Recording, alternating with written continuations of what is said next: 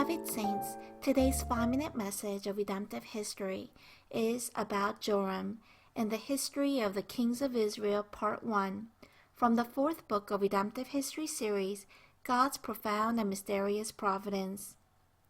Joram was the 4th king of the 4th dynasty of the northern kingdom of Israel, and overall, he was the 9th king of the northern kingdom of Israel. Joram was King Ahab's son, who succeeded his brother King Ahaziah to become the next king. The name of Joram means, "The Lord is exalted, the Lord is praised." At this time in Part 1, let us examine how Joram experienced the miracle of water on his way to punish Moab. After King Ahab died, the king of Moab, who had been paying a tribute of 100,000 lambs and the wool of the 100,000 rams, rebelled against Israel. At that time, Ahaziah, who became king after his father King Ahab, was severely ill.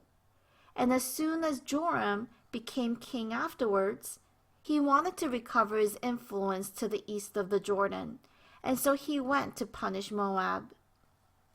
The very first thing that Joram did was to muster all Israel. This is in 2 Kings 3 verse 6. Here the word muster in Hebrew means to count, to take stock, or to attend to. And so this means that in order to punish Moab for rebelling against Israel, the first thing that Joram did was to take account of the troops. Then after forging an alliance with King Jehoshaphat of Judah and the king of Edom, he headed out to punish Moab. There were 2 ways to go to Moab. The shortcut was to go to the north of Moab.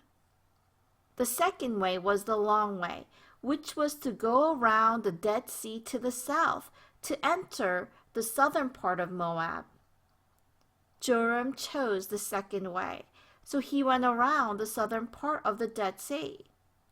And the reason is that there are lots of rugged mountains to the south of Moab.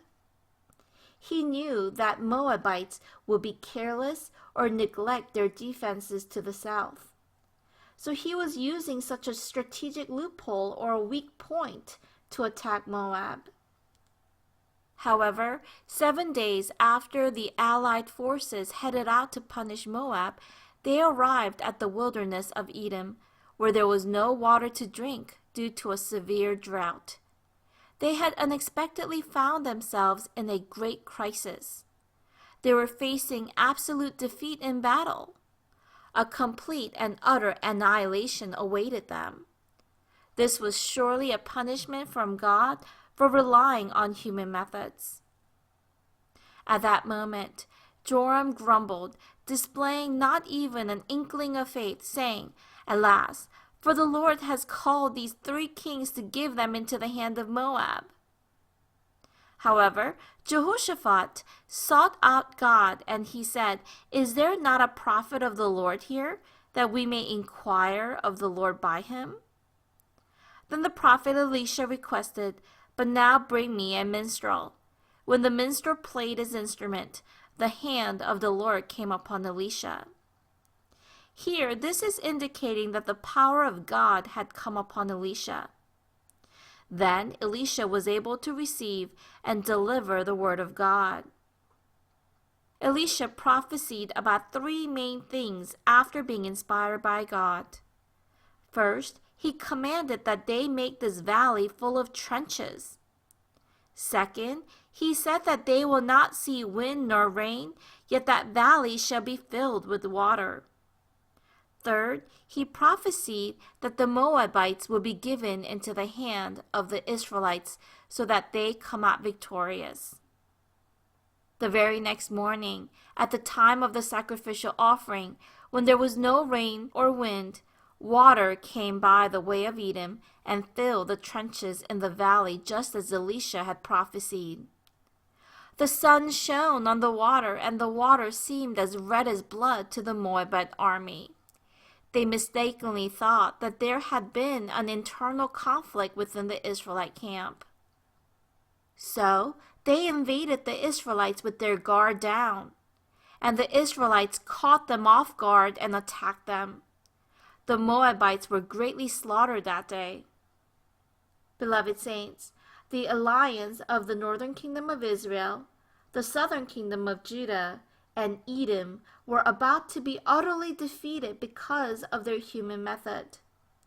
However, they experienced great victory because of one man, Jehoshaphat, who asked to inquire of God.